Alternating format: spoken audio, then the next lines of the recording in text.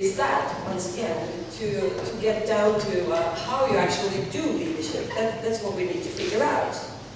And also for you who are working with different types of complex initiatives and cluster initiatives too, when you look for people to guide or to lead the cluster work, what kind of leaders are you looking for? What kind of qualities, what kind of skills are you looking for?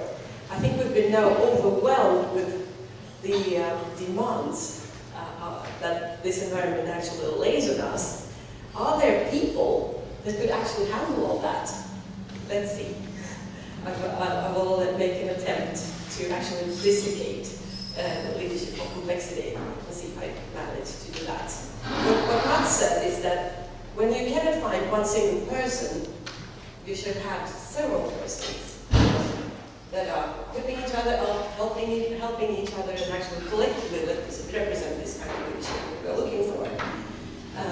But maybe, just maybe, there are single persons that could all do that. So my statement today, I guess I'll place myself here, not just stay near me. Yeah, is that actually leadership is a function of a mindset. I think it's also clear for us that the mindset of a person dictates how the person acts, in fact. I also say that it determines the capabilities of a person to handle complexity in different degrees. And I'd like to refer you to the modern research about leadership. You know, you all have read lots of management books and leadership books. And I could say that you can put most of them now on the shelf as yesterday's treasures.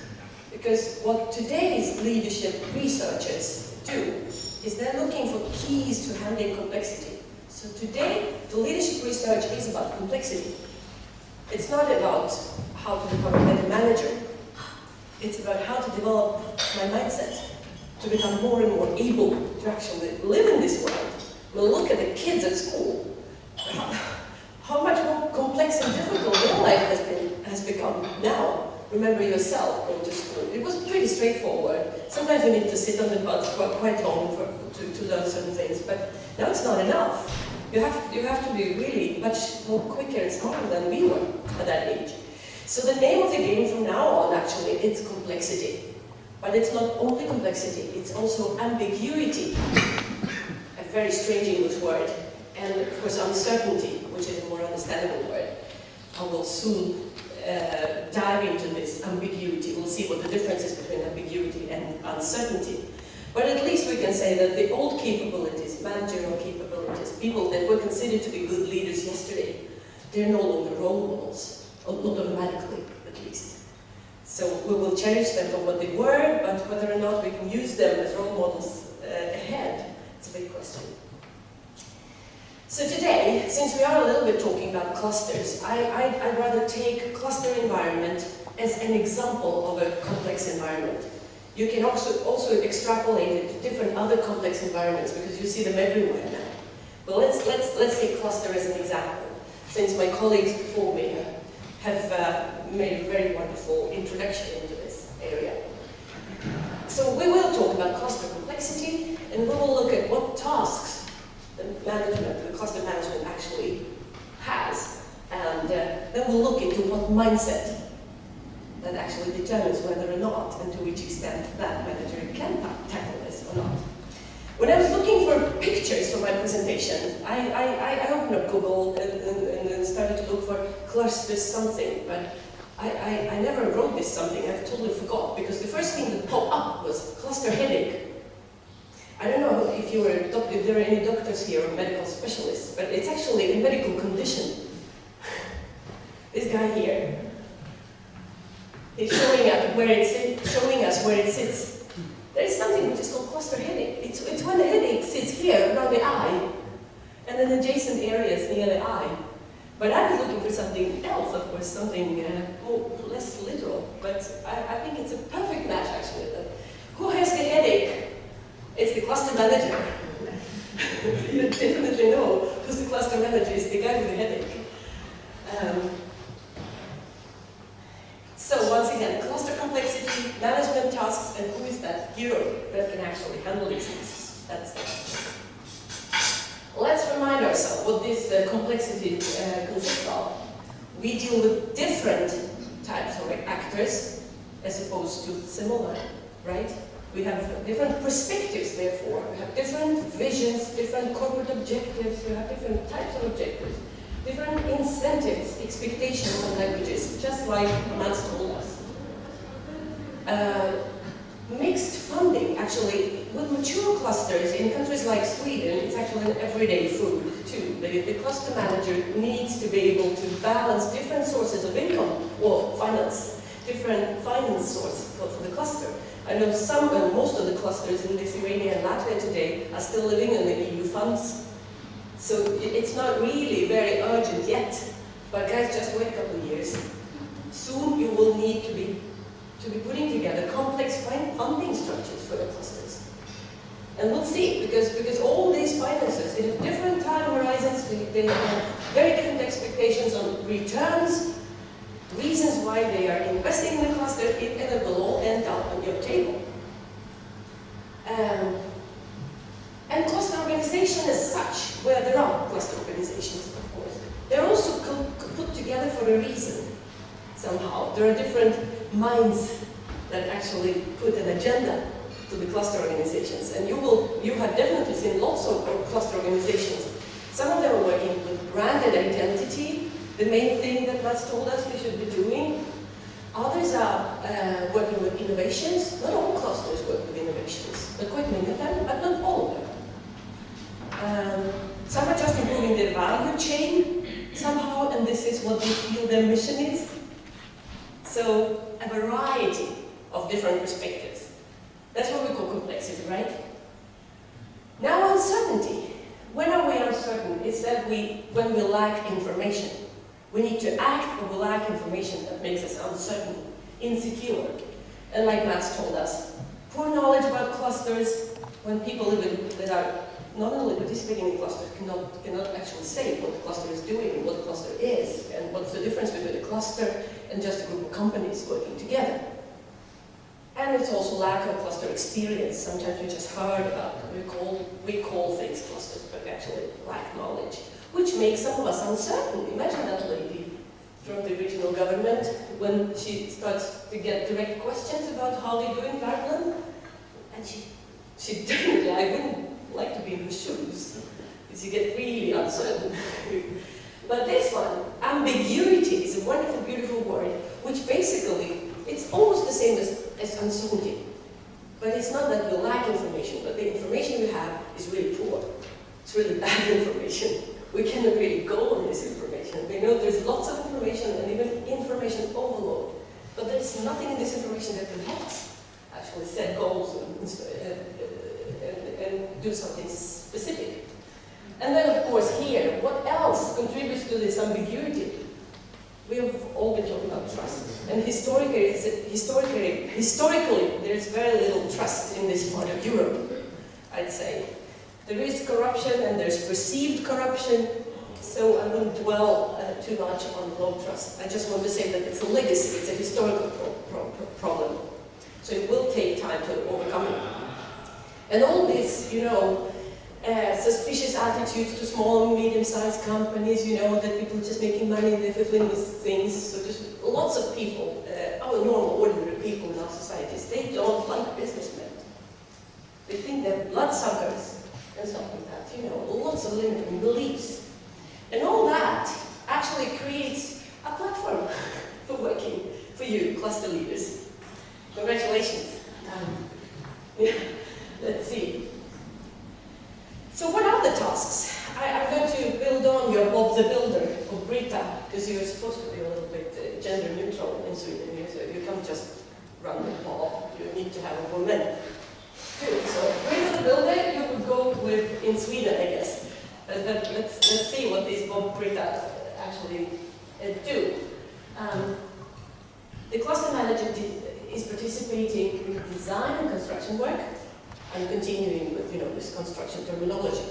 Building bridges, as Matt says, between the different actors, between firms, between education, research, and capital. I mean, these bridges, they get broken, they break down sometimes. So you need to maintain them, you need to communicate all the time, you need to walk bridges. And this is what Maria used to do. When she took over a cluster leadership position, she was also at a loss, what do I do with this thing? There was some legacy issues there too, so there was clearly lack of trust and interest for cluster work in her case. So what she started with is traveling around her companies and actually personally meeting everyone, walking the bridges and starting to build trust in you. Revenue planning, like I said, you will need to balance finding sooner or later. Now you're just running around looking for new EU funds, and that's luxury compared to what's coming. And of course, stakeholder management in itself, I mean, we talk about the diversity of people that are interested in this cluster work, at least potentially. And you need to balance the governance structure, how this cluster is operating, who is deciding what principles do we have for governing, whose principles do we have for governing this cluster. But also we said that above all that, there's also an international perspective. Even in Vidzeme, for example, now we have some people there from the tourist cluster. I mean, and we have tried a little bit of exchanges of vocational students within tourism, between Sweden and Bulgaria. And we see that we in Sweden have lots of things that we would like to bring into that cluster. So we hope that you get interested in that, because it will also end up in your team. So who's that champion? Once again, who's this octopus? Let's look at the research a little bit, because there's a little bit of research on leadership and clusters. Some research of the research it was in Sweden, some in Germany, and some in Lithuania, in fact. Very interesting report that I got from there. So I made a little extraction of cluster leadership as it looks today. You will see now, and you will definitely recognize yourself in one or quite a few of those statements that I'm going to make. Germans like to distinguish between leading a cluster and leading in a cluster. You hear the difference? Two sort of seemingly opposing perspectives. You can lead the whole cluster, and then will come with a certain set of parameters, or you can lead in the cluster. But the thing is that you need to do both. But Germans, you know, they like things more. So you know, the things are categorized and lie in separate shelves. It could be formalized, and it could be informal. I guess you have seen both forms too. Sometimes you clearly know who's the cluster leader, or sometimes everyone sort of is working on behalf of the cluster. Quite informally. We call it emergent. It could be centralized or could be dispersed. It could be one organization or one person, or it could be several organizations.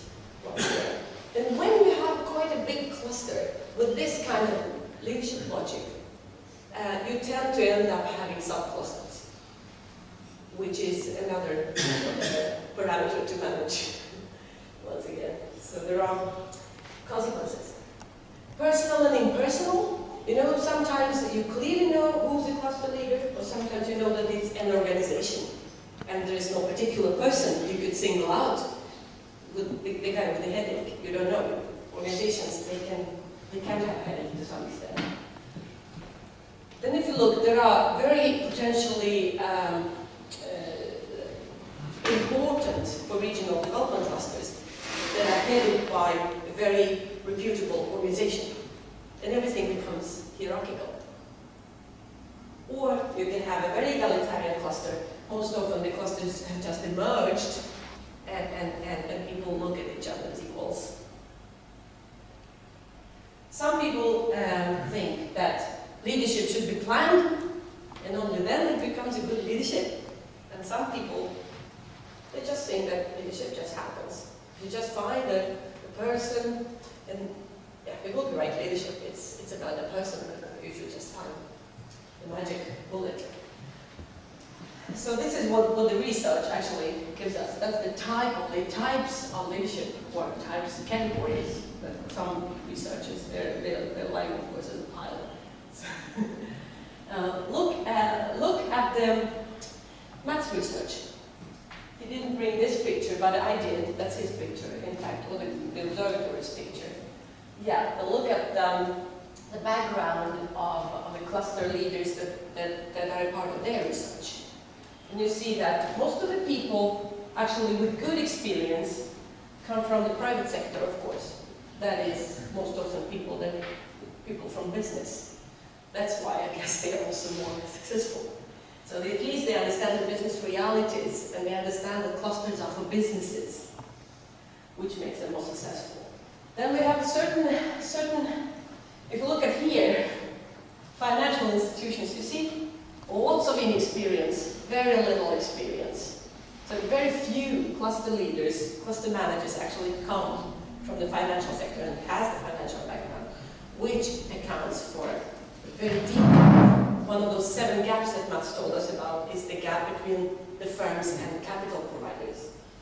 And of course, if we don't have people with the right background, that's why the gap. And here we have sort of non-profit and public. They are the worst, I'd say. No, at least non-profit. I mean, how much can they talk business if they are specifically non-profit? Different languages, right? What about your clusters? Where do people come from? Cluster leaders. Maya, who are you? I'm a lawyer. You're a lawyer. Do you have any business background? Yes. Small. You're an entrepreneur also? Yes, in project management. In project management. Sounds like a pretty good combination. Definitely category 1. Anyone? Yeah. I'm from science and private sector. Science and private sector. Yeah, I know another person, a friend of mine, he's usually said, you know, my father, he was a scientist, and my mother is an entrepreneur, so I have both. So what category are you placing yourself in? Maybe mostly science. It was interesting to talk to you in the break, a little bit about your headaches. It was just an example. Let's dig even deeper. Because there's obviously not a problem to be a scientist. It's a very noble profession, in fact. Yeah? We all have certain mental settings. You know, just like computers. There are very simple computers with simple operative system, you know, that is configured to be able to perform certain tasks. You can buy it for maybe 500 euro or something. They're pretty decent. Quite simple computer that I would maybe trust my 11-year-old son to use for his purposes. At the same time, we have computers that can reprogram themselves and draft out 500 different scenarios of how the planet Earth will look in 5 million years from now. That definitely takes a different type of mental settings, right? Same thing with people. I bet you have noticed that. There are people that are thinking in 1 or maybe 2 ways. Sometimes they're thinking 2 parallel thoughts that never meet. Or sometimes you meet a person that is grabbing things from all over the place and putting it in a coherent way to all sorts of people.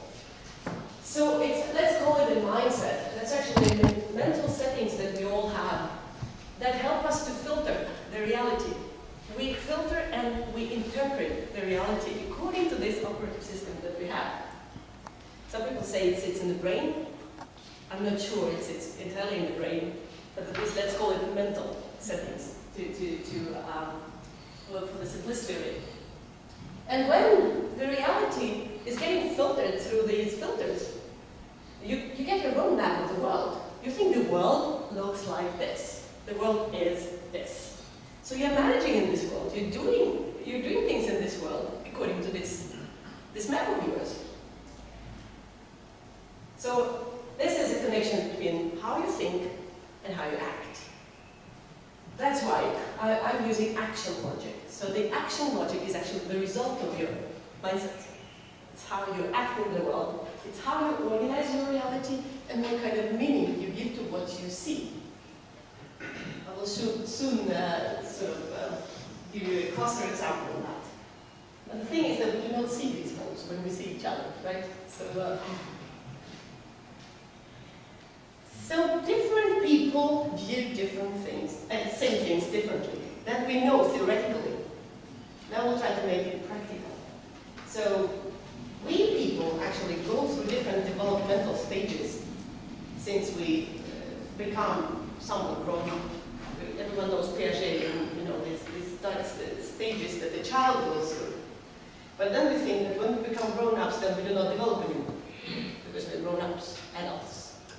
No, far from it. In fact, as grown-ups, we can go through 9 different stages, or at least 7, or at least 4.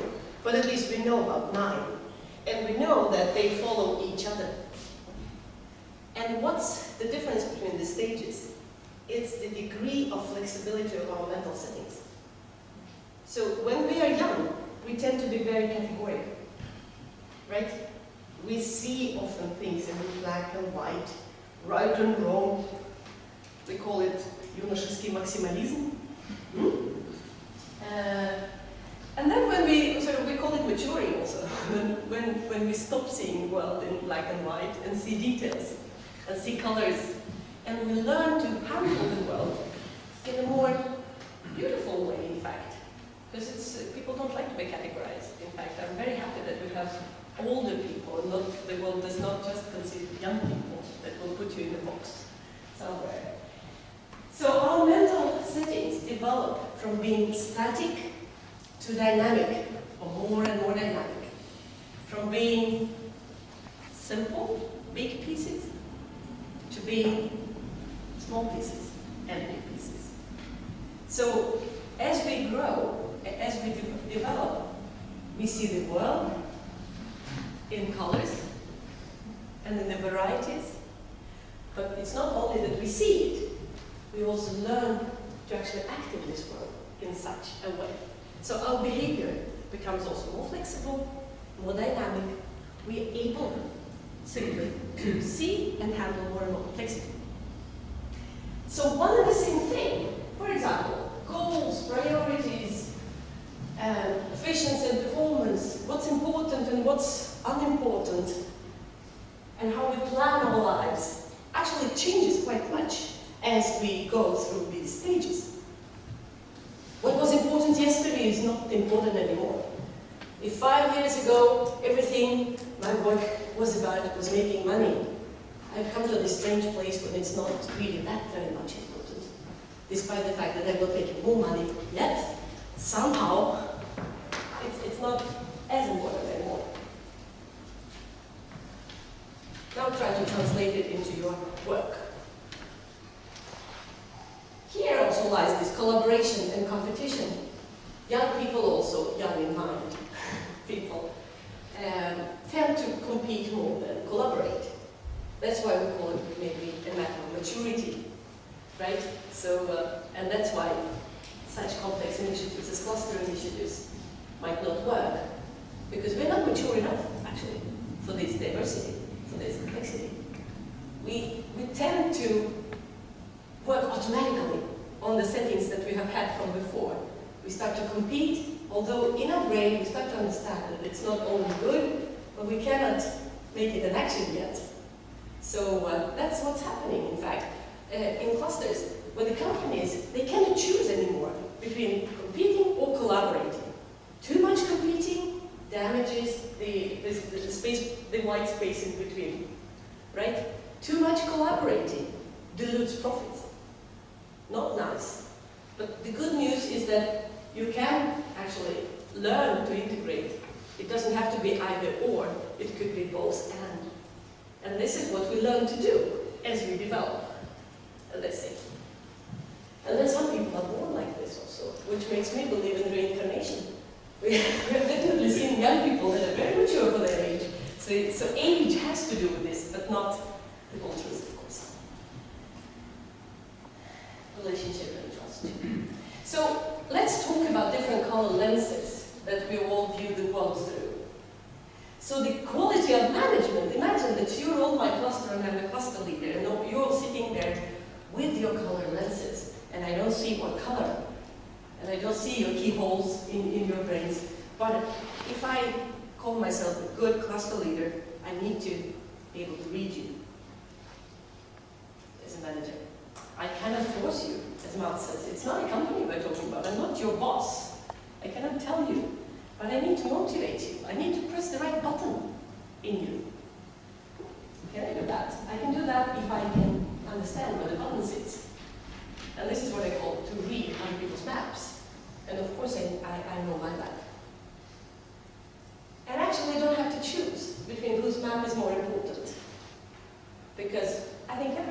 something to contribute with. So you see, it's a nice job if you can make it. So that's what it takes.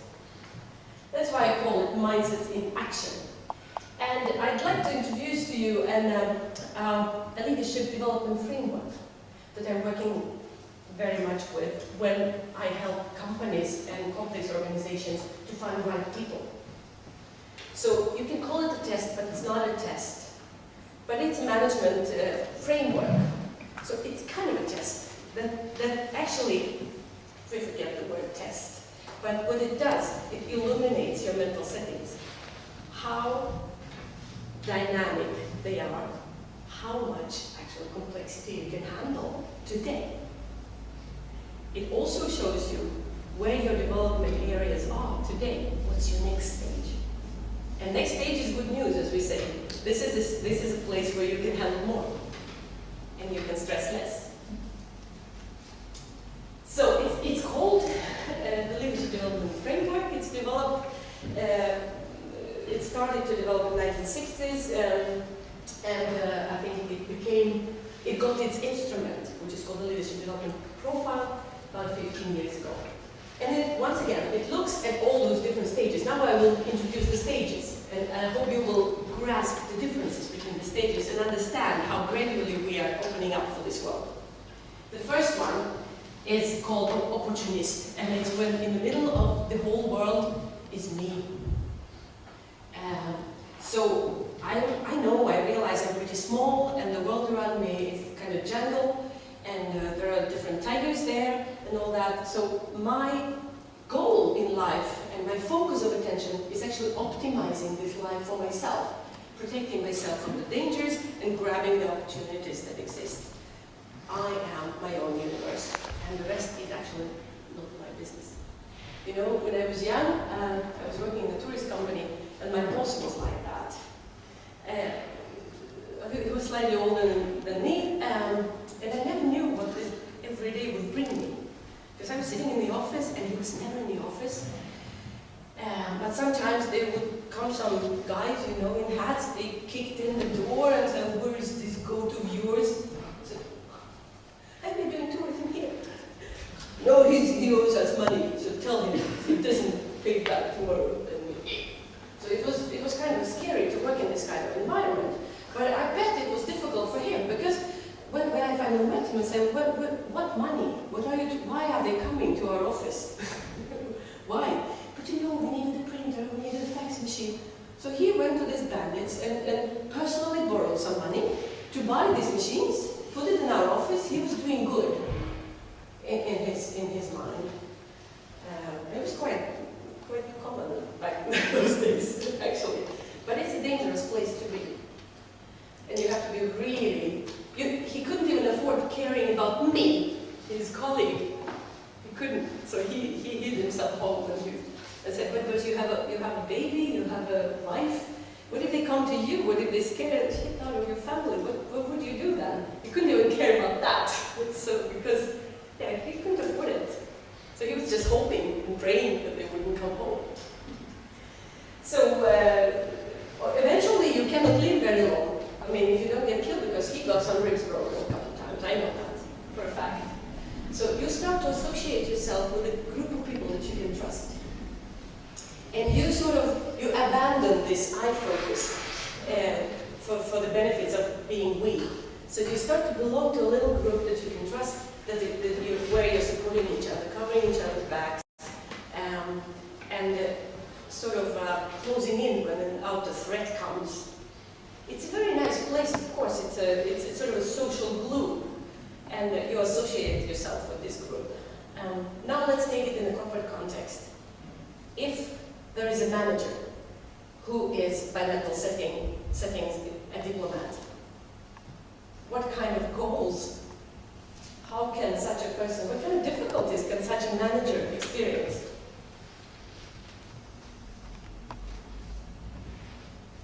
If a person from such a group gets promoted to be a manager of this group, is it easy? In what ways? He will, and maybe they will take care of him. But on the other hand, he also belongs to another group. He's no longer one of us is actually somewhere outside, but he cares about us, well, of course, taking unpopular decisions would be impossible. Achieving big goals would be impossible. So that person will always tend to be on the side of the group. So you can't do lots of external work here. And the main motivation is not to rock the boat. The harmony must be all the time. But then there are some people that grow out of it. Once again, we're developing, right? When you realize that you can no longer associate yourself with this group of people, there's nothing unique about this group of people, it's just harmony. So when our, for example, our professional qualities take over, we want to distance ourselves from this group. So you go back to I space, and you start to build up your professional identity, to be different from this group. So you have been there, you know these guys, you like these guys, but you have yourself, and you have integrated their beings with yours, and you're different. So you understand that you are different, you want to be different. This stage we call expert, and it's a wonderful place, of course, because experts want to be the best in the world in their area. If you're an accountant, you want to be a very good accountant. You go courses, you're developing your competence all the time. And for me as a manager, I love such employees because you can delegate to them all that accounting that I don't want to deal with because I don't like it. And I know that you can do a perfect job. I don't have to recheck anything. That's the beauty of being an expert. And what's a shadow in a managerial perspective? We are strong as personalities, but not strong in team. Yeah, on a personal level, it could be like that because your identity is so strong, you disidentify yourself from others, and their purposes do not have to be my purposes. Somehow, yeah, that's a good point. More. What if your environment is so complex? What if we need to do more than just accounting? Exactly. Like this holistic thinking, maybe. No, exactly. It's missing. It's missing. You become perfect in one area, but you should not be given responsibility for the whole system, because you don't see the whole system. You think the world consists of many expert areas.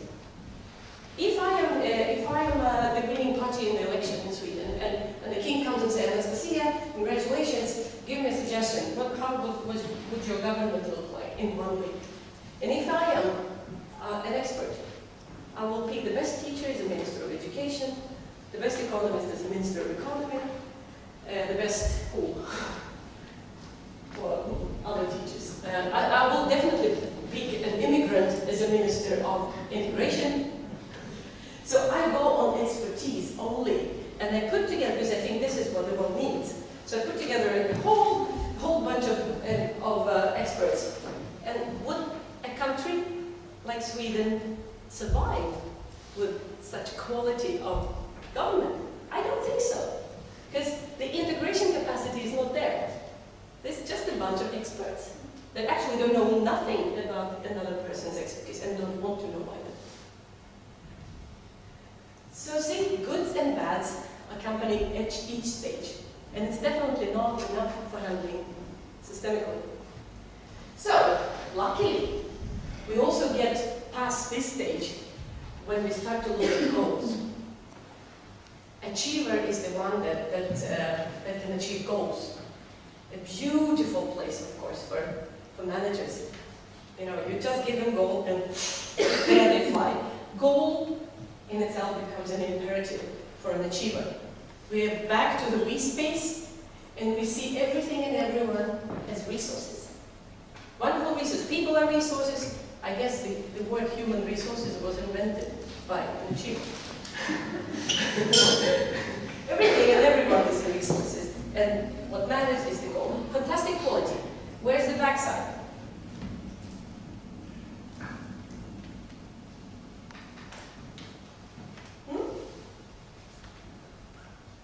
Where's the backside? Who knows the answer? You don't see anything else but the goal.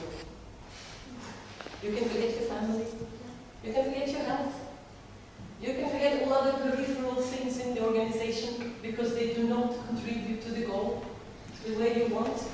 So you become very over-focused on the goal. And when you've achieved the goal, you need another one. Someone needs to give you another one to start running to. And if you're not getting another one, you get frustrated, you get disappointed, you don't want to be here anymore, you go and looking for the fifth corner of the street. Say in Russian.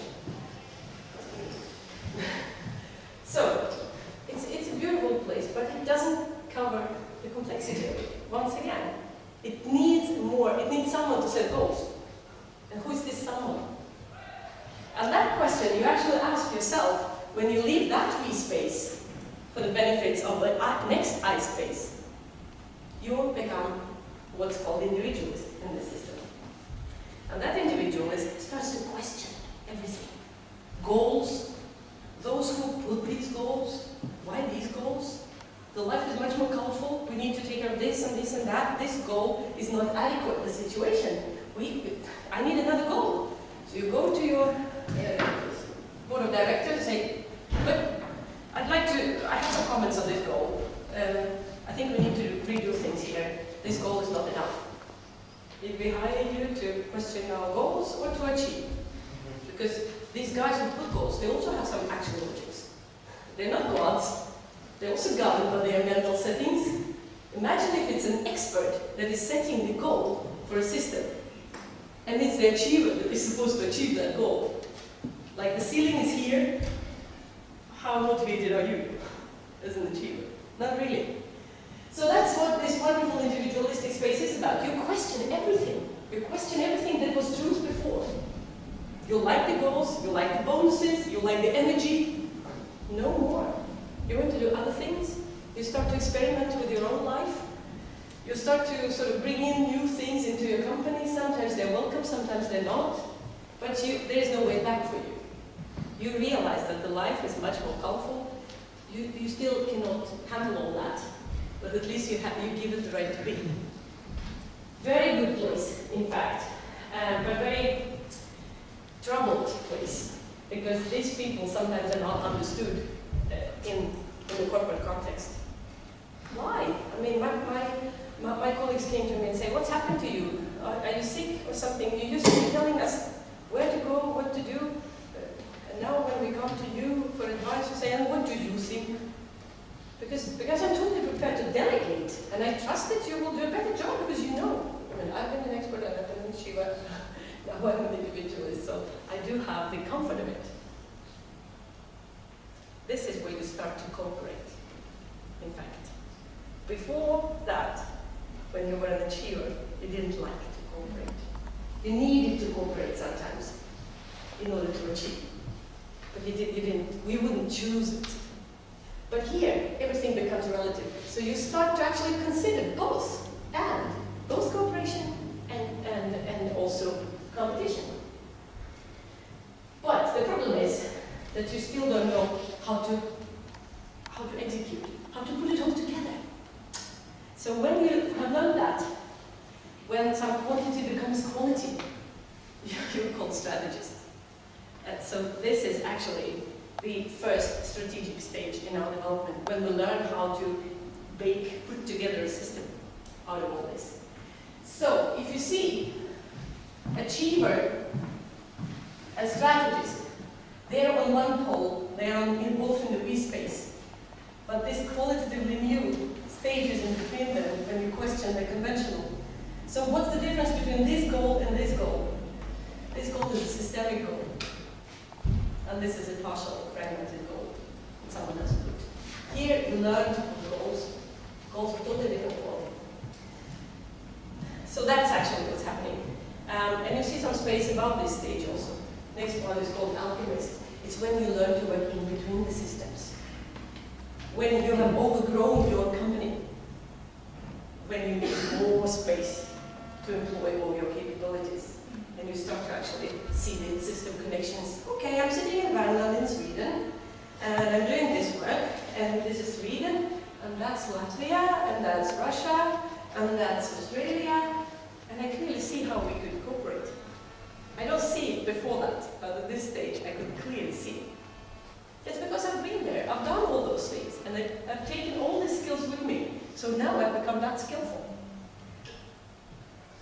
So the transformations become really throughout the whole systems of systems. So this is the facet, right? This is the answer. What we need in order to tackle great complexity is actually the capabilities of this level. We need a strategist. Individualists are really good. Then you can come with some delay because people need to explore, people need to sort of think it through, and it's very difficult to choose between the things that are relative. Everything is relatively good. So how do we prioritize? Strategist knows, in fact, how to prioritize. I'd like to give you just two examples. Steve Jobs, he was a wonderful strategist. And if you read the book about him, and with this framework in mind, you probably can trace how he was moving from not opportunistic place, but from an expert place to where he ended up as a strategist. And had he lived longer, I think he would have continued, because what his company did was actually more of the inter-system character when he was redefining the world in very many ways. But I guess someone else has to take this over now that he's dead. Václav Havel, a person that we hopefully all know. Imagine the end of 80s, beginning of 90s, where everything was disintegrating in the post-Soviet, in the Soviet space. And so was Czechoslovakia, that suddenly discovered that there were two countries, Czechia and Slovakia. And many people didn't know about that because they had been living in one country for many years. Suddenly people started to talk about that they belong to different cultural paradigms, Czechs and the Slovaks. So there were lots of internal troubles, conflict, to say nothing of external. When the USA was looking at the disintegrating country from one place, from Moscow, you had binoculars on a disintegrated country near, in the vicinities from other places. It was a very complex environment. And the politicians that existed at that time couldn't handle it because they were colored. So up on the stage comes a playwright, an intellectual, that somehow manages to not make enemies in any of the colors. So when eventually designs a country in a beautiful way that takes its own way. How many systems participated in that transformation? Not one. So these are the guys that I wanted to bring to your attention. Do I have a couple minutes? Yeah, that's basically the result of the research that I started with. If this is the level of complexity in your system or in your company, the company probably ends up here. Here it's not one company anymore. It's when you start to partner. The business of business is business is the name of the game here.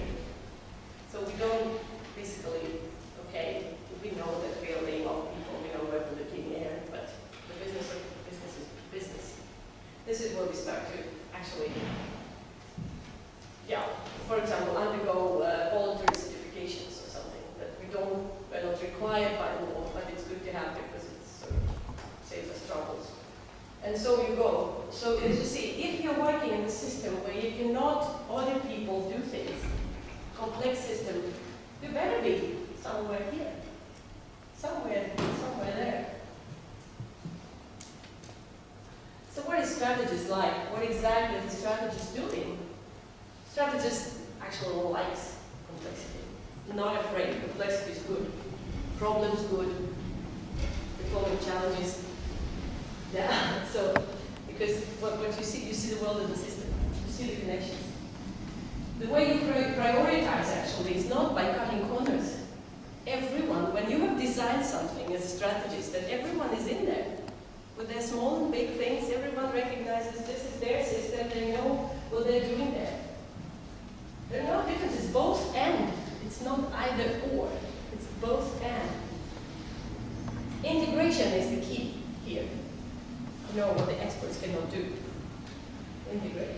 And when you ask these people, how do you design these beautiful initiatives, big and so transformative? And they often cannot even answer, say, yeah, I was just thinking and meditating in the morning, and then it came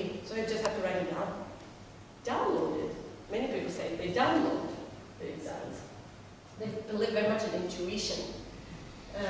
And we think brain is only one organ that you can use.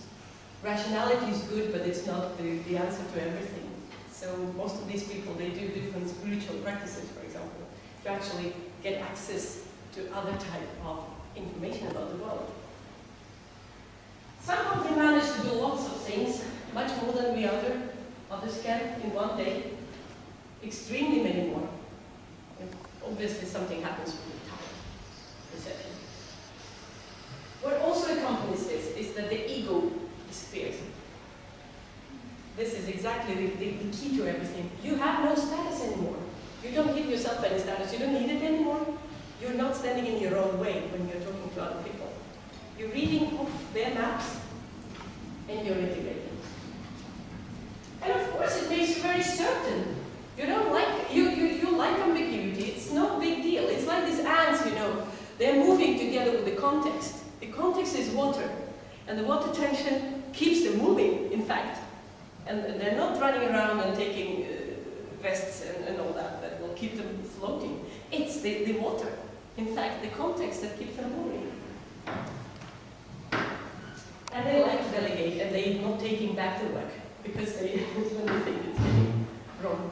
So it's a nice place they're holding for all of us. We can make mistakes, we can experiment, we can do rights and wrongs, and it's totally fine. That's my favorite picture.